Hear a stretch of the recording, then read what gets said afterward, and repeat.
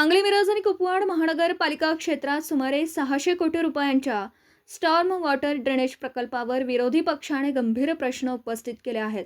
या प्रकल्पाची प्रक्रिया पारदर्शक नसल्याचा आरोप करीत विरोधी पक्षनेते मंगेश चव्हाण यांनी पत्रकार परिषदेत प्रशासनाकडून तातडीने खुलासा करण्याची मागणी केली आहे. महाराष्ट्र रेसिलियंट डेव्हलपमेंट प्रोग्राम अंतर्गत शहरातील पावसाच्या पाण्याचा निचरा करण्यासाठी सुमारे 600 कोटी रुपयांचा स्टॉर्म वॉटर ड्रेनेज प्रकल्प राबवण्यात येत आहे. मात्र या प्रकल्पासंदर्भात अनेक महत्त्वाच्या बाबी अद्याप स्पष्ट झालेल्या नसल्याचा आरोप विरोधी पक्षनेते मंगेश चव्हाण यांनी केला आहे.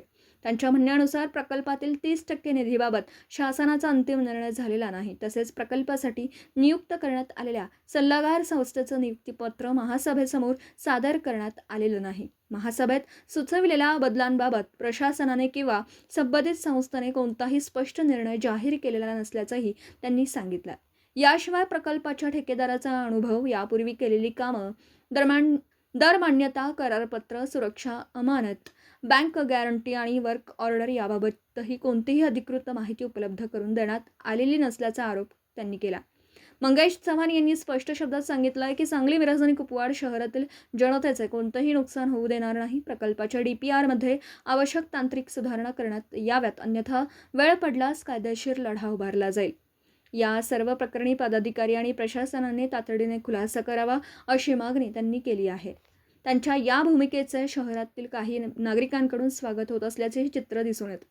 दरम्यान या आरोपांवर महानगरपालिका प्रशासन किंवा संबंधित अधिकाऱ्यांची अधिकृत भूमिका अद्याप समोर आलेली नाही.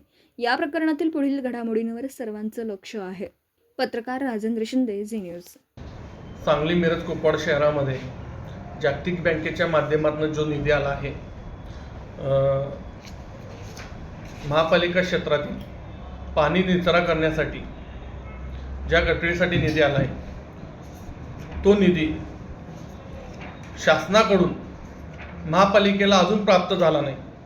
जो शासनाचा निधी आहे 30%, आणि हा निधी प्राप्त व्हायच्या आधी कोणत्याही प्रकारची तांत्रिक मान्यता ह्या ठेकेदारानं न घेता काम चालू करणं हे बेकायदेशीर आहे. महासभेची किंवा स्टँडिंगची दर मान्यता घेणे गरजेचं होतं, तर तो न घेता जागेवर जाऊन काम करणं आणि त्या ठिकाणी संबंधित पदाधिकारी जाऊन त्या दोघांच्यात वाद होणं हे कुठंतर महापालिकेला काळीमा फासण्यासारखा प्रकार काल घडला आहे. तर माझी आपल्या माध्यमातून विनंती आहे, DPRमध्ये महापालिकेनं जर का चेंज नाही केलेत, बदल नाही केलेत, तर एक काँग्रेस पक्ष म्हणून हा झालेला चुकीचा DPR जो लोकवस्तीतून जातो, जो नागरिकांच्या प्रायव्हेट जागेतून जातो, हा कुठंतर बदलून जो योग्य जागेतून पाणी निचरा करण्यासाठी केला पाहिजे. तसं न करता एखाद्या ऑफिसमध्ये बसून हा केलेला DPR प्रशासनानं बदलावा, अन्यथा काँग्रेस पक्षाच्या वतीनं ज्या नागरिक वस्तीतून हा DPR जाणार आहे हे थांबवण्यासाठी आम्ही कोर्टामध्ये जाऊ आणि नागरिकांना कोर्टाच्या माध्यमातून आम्ही सर्व नागरिकांना दिलासा देऊ, एवढंच आपल्या माध्यमातून सांगायचं आहे. या DPRमुळे किती नागरिकांचं नुकसान होणार आहे? पूर्ण DPR केल्यामध्ये 20% हा भाग नागरिक वस्तीतून जाताना दिसत आहे. ज्या ज्या भागामध्ये DPR हा केलेला आहे त्या नागरिकांना सूचना दिलेल्या आहेत का? त्या नागरिकांना कोणतीही कल्पना नाही आहे की आपल्या जागेतून गटर जाणार आहे, आपल्या जागेतून धोबी गटर जाणार आहे, बोबी गटर जाणार आहे, हे नागरिकांना कोणत्याही प्रकारची कल्पना नाही आहे.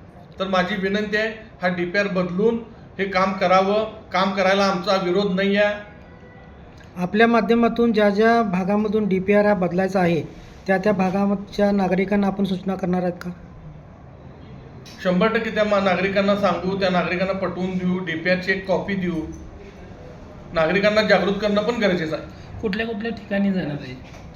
शामरावनगर सारख्या भागामध्ये आहे, परत विश्रामबागमध्ये एका ठिकाणी असा प्रकार घडला आहे. त्यानंतर कुपवाड सारख्या भागामध्ये, विजयनगर सारख्या परिसरामध्ये बऱ्याच ठिकाणी असा प्रकार घडला आहे. आज अशी परिस्थिती व्हायला नको की सांगली महापालिका हे टक्केवारीचा अड्डा झाला आहे आणि भाजप सत्ताधारी हे कुठं तर कलेक्शन करताना दिसतात का काय, अशी परिस्थिती व्हायला नको.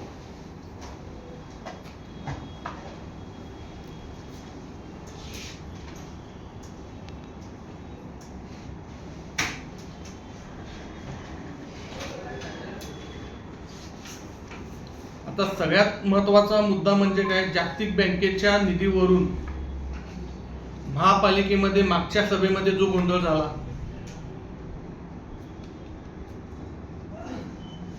सगळ्यात मुद्दा पूर्ण भाजप सरकार वरून खालीपर्यंत फक्त टक्केवारीसाठी काम करते का काय अशी परिस्थिती निर्माण झाली आहे आज.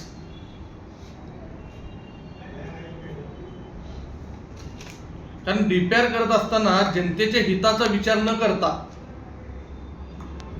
जनतेच्या खाजगी प्लॉट मधून या डीपीआर करत असताना नाले असू देत, गटरी असू देत, त्या नागरिकांच्या स्वतःच्या मालकीच्या जागेतून ह्या लोकांनी डीपीआर मध्ये दाखवले गेलेले आहेत.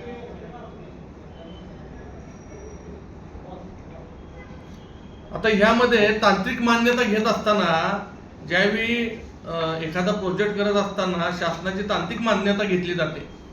ह्या तांत्रिक मान्यतेमध्ये सरळ स्पष्ट ह्यामध्ये उल्लेख आहे की बाबा जागा सगळ्यात महत्वाची हस्तांतर करणे गरजेचं आहे आणि जागा हस्तांतर केल्यानंतर ह्या कामाला मंजुरी घेणे गरजेचे आहे. ह्या तांत्रिक मान्यतेमध्ये ही तांत्रिक मान्यता तुमच्या समोर आहे.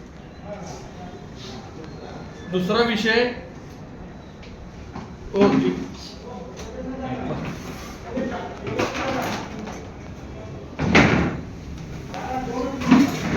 ठेकेदारानं कोणत्याही प्रकारचे महापालिकेची दर मान्यता न घेता जागेवर काम करणं चुकीचं आहे. मागच्या महासभेमध्ये आम्ही ह्याच गोष्टी महासभेसमोर आणल्या की बाबा ह्या डीपीआर मध्ये बऱ्याच चुका झाल्या आहेत आणि त्या चुका कुठे तर दुरुस्त करण्यात याव्या, नाहीतर त्याचं सगळ्यात मोठं नुकसान हे महापालिकेच्या लोकांना होणार आहे. आपले महापालिकेचे बरेच प्रोजेक्ट तुम्ही बघितलाय. समुद्राची परिस्थिती काय झाली आज तुम्हाला माहित आहे.